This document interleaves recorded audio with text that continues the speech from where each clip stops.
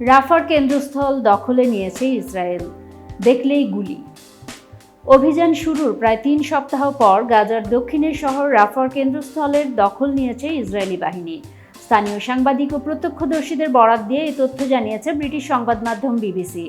এতে বলা হয়, রাফার কেন্দ্রস্থল আল আওদা এলাকার গুরুত্বপূর্ণ ব্যাংক, সরকারি ও ব্যবসায়িক প্রতিষ্ঠানের দখল নিয়েছে ইসরায়েলি বাহিনী।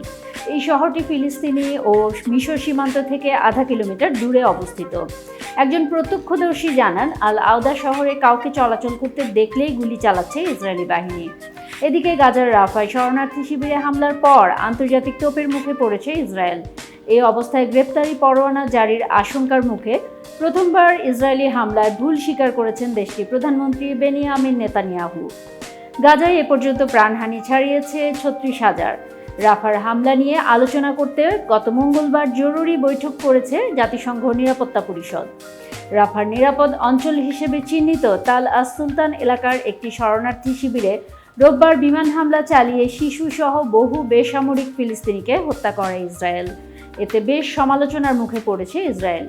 এই হামলার পর থেকেই ইসরায়েলি সরকারের ওপর গাজায় যুদ্ধবিরতি ও রাফায় সামরিক অভিযান বন্ধের জন্য আন্তর্জাতিক চাপ বেড়েছে। এতক্ষণ বার্তা বৈঠকের সাথে থাকার জন্য ধন্যবাদ। নতুন নতুন তথ্য ও সংবাদ পেতে বার্তা বৈঠকের ফেসবুক পেজ ও ইউটিউব চ্যানেলের সাথেই থাকুন।